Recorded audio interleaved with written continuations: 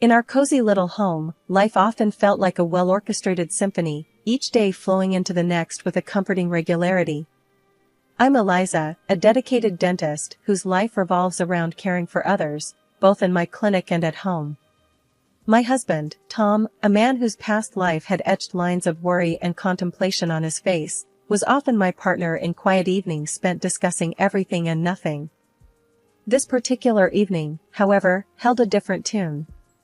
As I entered our home, the aroma of simmering stew greeted me, a sign of Tom's attempt to provide some culinary comfort. I found him in the kitchen, looking more troubled than usual. "Hey love, what's cooking?" I asked, trying to inject some lightness into the heavy air. Tom glanced up, managing a weak smile. "Just some stew."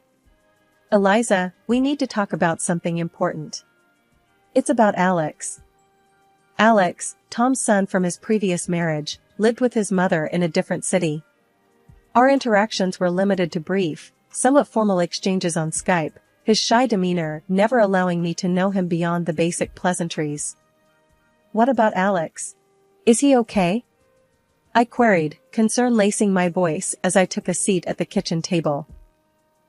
Tom joined me, his hands clasped together, the weight of his words gathering like storm clouds. "He's fine, health-wise. But he's been given a chance to follow his dream of forming a band. He's really passionate about it, Eliza. But, well, he needs our financial help." I leaned in, listening intently. "How much does he need?" I asked, my mind already sifting through our finances. Tom hesitated, then uttered, "Around $10,000. It's for the equipment, some studio time, things like that." I took a deep breath, the number settling in my mind. "That's a significant amount, Tom. But if it's for his dream, tell me, have you seen any of his work? Is he serious about this path?" He nodded vigorously. "I've heard some of his music during our calls. He spends every spare moment he has on it. I believe in him, Eliza." I watched the earnest look in his eyes, a father's love mingling with hope. "All right, Tom. If you believe this is right, I trust your judgment. Let's support Alex. But, let's also ensure it's a wise decision. We should probably have a chat with him, understand his plan a little better." Tom's face lit up with a mixture of relief and gratitude. "Thank you, Eliza. This means the world to him, and to me. And yes, let's arrange a call with him soon." As we sat there planning our next steps, I couldn't help but feel a mixture of excitement and apprehension. I was about to invest in a dream, in a young man I barely knew, hoping that our contribution would set him on a path to success and fulfillment. It was a risk, but perhaps, in the grand scheme of things, a risk worth taking for family. Months slipped by after the first financial aid for Tom's son, Alex. Life resumed its usual pace with my dental practice bustling and Tom's work steady. Then one evening, as autumn leaves began to paint the ground in hues of amber and gold, Tom approached me with a familiar hesitancy in his eyes. "Eliza, can we talk about something?" he asked, his voice carrying an edge of discomfort. I nodded, setting aside the book I was reading. "Of course, what's on your mind?" He took a deep breath, his gaze avoiding mine. "It's about Alex again. He's making great progress with his music, really diving into it. But he needs more support, another $10,000. I felt a twinge of surprise, my eyebrows knitting together in concern. "Another 10,000? But we just provided for his initial setup. What does he need this time?" Tom's fingers fidgeted with the hem of his shirt. "He's looking to upgrade some equipment, maybe get into a better studio. It's just that, things are getting more serious for him now." I sighed, a sense of unease settling in. "Tom, I understand wanting to support Alex, but we need to be mindful. We're talking about a lot of money here. I earn well, but these are hard-earned savings. We need to think about our future too." Tom's face turned a shade darker, his voice raising slightly. "But it's for Alex, Eliza. My son. Don't you think he deserves this chance?" His tone stung, a hint of accusation lingering in the air. Of course, I do, I replied, my voice firm yet calm. But I also believe in responsible support. We can't just keep handing out money without understanding the full picture. The conversation grew heated, our words a volley of concern and frustration. Then, suddenly, Tom's demeanor shifted from defensive to outright angry. You just don't understand, Eliza. You're not a parent. You don't know what it's like to want to give everything to your child. His words cut deep, echoing around the room. I recoiled, hurt flashing in my eyes. Tom, that's unfair. I've been nothing but supportive. But we can't be reckless. And your son is almost an adult, he needs to learn financial responsibility too. Tom shook his head, his anger boiling over. You're just being selfish and greedy, Eliza. You don't understand what family means. With that, he stormed out of the house, leaving me in a stunned silence. His accusations felt like a slap, the word greedy reverberating in my mind. I sat there, trying to piece together the fragments of our conversation, the harmony of our life now disturbed by a growing discord. Days turned into a week, and Tom's absence stretched on. I was left to ponder the situation alone, my concern for Alex's future wrestling with my dismay at Tom's reaction. When Tom finally returned, his demeanor had softened, but the underlying issue remained unresolved. I'm sorry, Eliza, he said, his voice low. I shouldn't have exploded like that. It's just, I want to do right by Alex. I nodded, accepting his apology but feeling the distance between us. I understand, Tom. But we need to be a team in this, especially when it comes to big decisions. Reluctantly, I agreed to the additional support for Alex, my heart heavy with apprehension. Tom's immediate switch back to his affectionate self was a relief, but also a reminder of the fragile balance we were treading. The cycle of financial requests for Tom's son had become a recurring theme, straining not just our bank account, but also the very fabric of our relationship. Just as the leaves began to shift to the fiery colors of fall, Tom approached me again, his demeanor more desperate than before. Eliza, we need to talk about Alex again, he began, avoiding my gaze. I set down my book, a sense of dread filling the air. What is it this time, Tom? He fidgeted, clearly uncomfortable. It's a big opportunity for him, a chance to go on a tour with his band. He needs our help, Eliza. He needs $30,000. I was taken aback, the figure echoing in my mind like a bad joke. 30,000? Tom, this is getting out of hand. We've been supportive, but this is too much. Tom's face flushed with frustration. But it's for his future, Eliza. Can't you see? He could make it big. I stood up, feeling the tension like a physical force between us. And I want to support him, but not blindly. We've never even seen him play. We don't know if this band is real or just a whim. We need some kind of proof, Tom. His voice raised, a note of panic creeping in. Why can't you just trust me, Eliza? Why do you need proof for everything? I replied, my own voice rising in response. Because trust is based on honesty and responsibility, Tom. And right now, I'm not seeing a lot of either. The room was thick with unsaid words and mounting frustrations. Tom then dropped a bombshell that shattered any semblance of normalcy. If you don't give this money for Alex, I don't think I can stay in this marriage. I felt as if the floor had fallen out beneath me. Are you blackmailing me, Tom? Using our marriage as a bargaining chip for money? He didn't answer, his silence speaking volumes. I realized then that our issues ran deeper than I had ever imagined. This was about more than money, it was about respect, trust, and the balance of power in our relationship. I need time to think, I said finally, my voice hollow. This isn't something I can decide right now. Tom stormed out, leaving me alone with my swirling thoughts. I knew something had to change. We couldn't continue down this path of ultimatums and financial demands. That night, as I lay in bed, the space beside me cold and empty, I realized that I was at a crossroads. One path led to giving in to Tom's demands, sacrificing my principles and possibly my financial security. The other was fraught with the unknown, potentially leading to the end of my marriage. In the quiet of our home, I sat down with my laptop, a sense of unease stirring within me as I navigated to Alex's Instagram page. The images that greeted me were far from what I expected of a struggling musician.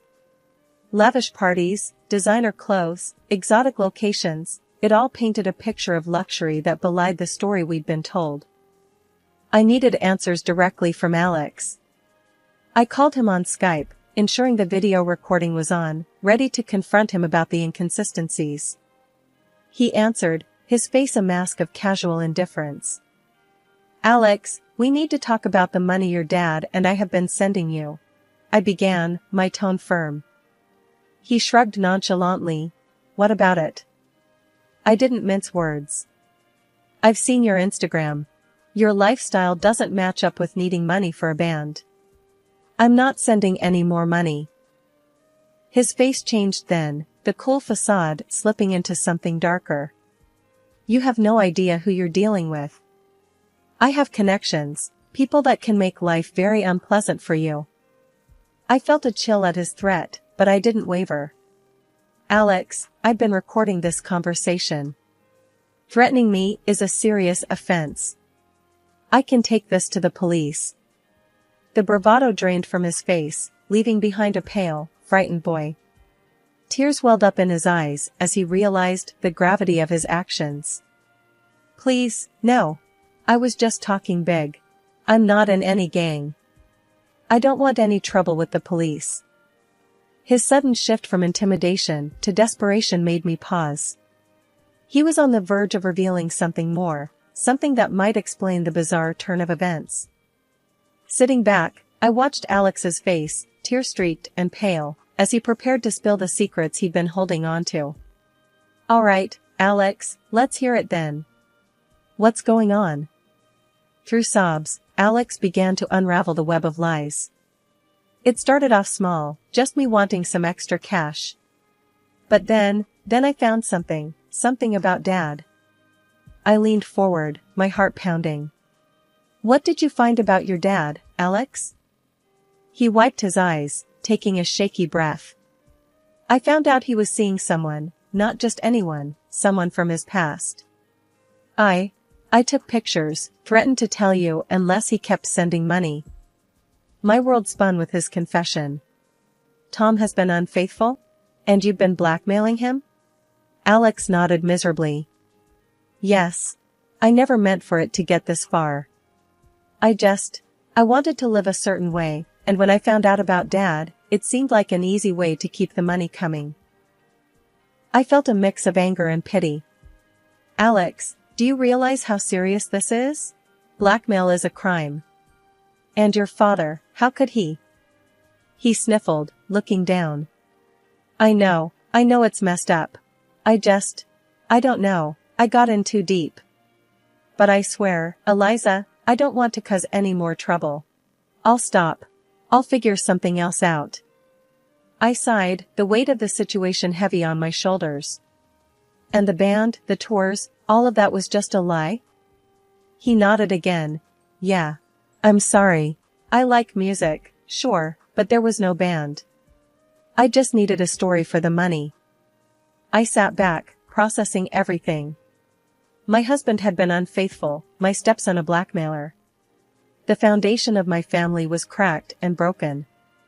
"Alex, I need to talk to your father about this. And you need to sort yourself out. This isn't the way to go through life." He nodded, a small glimmer of understanding in his eyes. "I know. I'm sorry, Eliza. Really."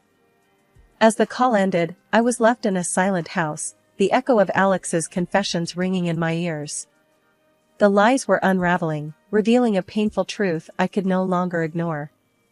I knew the next step was confronting Tom, but a part of me dreaded what that confrontation would bring. The man I had built a life with was a stranger, and our marriage a facade. I needed to gather my strength, for the conversation ahead would be the most challenging of my life. The house felt unbearably quiet as I waited for Tom to return. The ticking of the clock seemed to echo my racing heart, each minute stretching longer than the last. When I finally heard the turn of the key in the lock, my stomach knotted with anxiety. Tom entered, immediately sensing the storm brewing in the air. "Eliza, what's wrong? You look like you're about to explode." I took a deep breath, steadying myself. "Tom, we need to talk. Now." He hesitated, then nodded, taking a seat across from me. "What's it about?" I didn't beat around the bush. "It's about Alex, Tom. And it's about you. I know everything, the blackmail, the affair." Alex confessed. Tom's face paled, his eyes widening in shock. What? "Eliza, I can explain." I felt a surge of anger. "Explain? How can you possibly explain lying to me, allowing your son to blackmail you, and using our money to cover up your affair?" He looked down, shame etched across his face.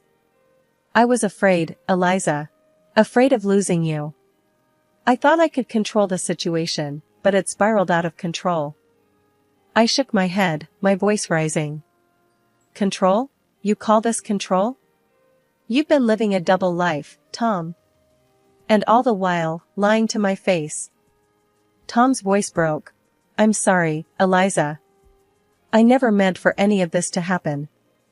I didn't know how to handle it." I stood up, my hands trembling with a mixture of fury and heartbreak. "Sorry doesn't cut it, Tom. Your son was threatening me, using gang connections to intimidate me, because of your mistakes." Tom stood as well, reaching out to me.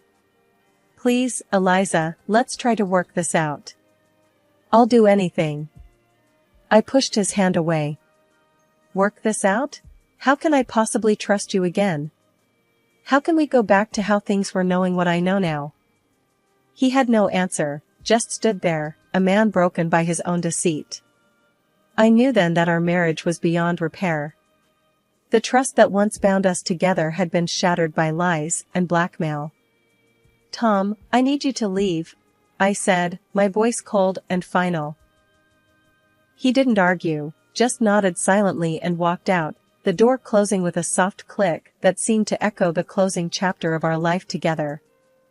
As I sat back down, alone in the echoing silence of our home, I felt a profound sense of loss and betrayal. But amidst the pain, there was also a flicker of relief. The truth was out, painful as it was, and now I could begin to heal, to rebuild my life on a foundation of honesty and self-respect. In the aftermath of our confrontation, the house felt empty, the silence a constant reminder of the betrayal and deceit that had unfolded. I knew I couldn't just let things end there. There needed to be consequences for the lies and the financial manipulation. It was time for a legal reckoning. I found myself sitting across from a lawyer, my hands clenched tightly in my lap. "Mrs. Johnson, I've gone through all the information you provided," he began, his tone professional yet sympathetic. "I need to pursue legal action," I stated firmly. "Not just for the divorce, but for the recovery of the money Tom used for his blackmail payments, and for the emotional distress this has caused me." The lawyer nodded, understanding the gravity of the situation. "We can certainly file for divorce on grounds of infidelity and emotional distress. As for the money, we'll need all the evidence you have of the transactions and any communication between you and your husband or stepson regarding this matter." I assured him I had kept meticulous records. I trusted Tom completely. "Never thought I'd need these as evidence against him," I admitted, a sad irony in my voice. He offered a small, reassuring smile. "You're doing the right thing by protecting yourself and your assets. This won't be easy, but I'll be with you every step of the way." The following weeks were a blur of legal documents, meetings, and court appearances. Tom looked defeated each time our paths crossed, the reality of his actions finally hitting home. At one such encounter, he approached me, his expression one of regret. "Eliza, I never wanted it to come to this. I'm sorry. I looked at him, the man I once loved, now a stranger. Sorry isn't enough, Tom. You made your choices, and now we're both living with the consequences. The final court session was the hardest. I sat there, listening as my lawyer laid out the case, detailing the emotional and financial toll of Tom's deceit. When the judge finally spoke, granting me the divorce along with compensation for the misused funds and emotional suffering, I felt a bittersweet relief. As I walked out of the courtroom, the weight of the past months felt both heavier and lighter. I had stood up for myself, faced the legal battle, and emerged with a sense of closure, albeit a painful one. But the journey wasn't over. There were still pieces of my life to pick up, a future to rebuild. I knew it wouldn't be easy, but as I stepped out into the sunlight, I felt a glimmer of hope. I decided to visit my old friend and confidant, Martha, who had been a pillar of support through my ordeal. As I entered her cozy living room, she greeted me with a warm, knowing smile. "Eliza, look at you. How are you holding up?" she asked, ushering me to sit. I sighed, a small smile playing on my lips. "I'm okay, Martha. It's been tough, but I feel like I'm finally seeing the light at the end of this long, dark tunnel." Martha patted my hand gently. "You've been through so much, my dear. But you handled it with such grace and strength. I'm proud of you." I nodded, feeling a sense of pride myself. It was hard, Martha, facing Tom in court, unraveling all the lies. But I stood up for myself. And now, it's time for a new beginning. Martha's eyes twinkled with encouragement. "So, what's next for Eliza Johnson?" I took a deep breath, feeling the weight of the question.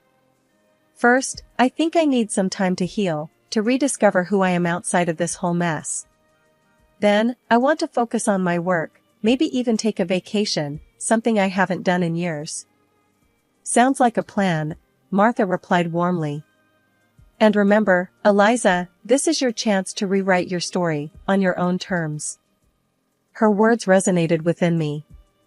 Yes, I had been through a storm, but now I had the opportunity to chart my own course. In the following weeks, I immersed myself in work and self-care. I took up yoga, started reading more, and even planned a solo trip to a place I'd always wanted to visit. Life without Tom was different, but it was mine to shape. One evening, as I was preparing for my trip, the doorbell rang. It was Alex. He stood there, looking nervous and remorseful. "Eliza, I just wanted to say I'm sorry, face to face. For everything," he stammered.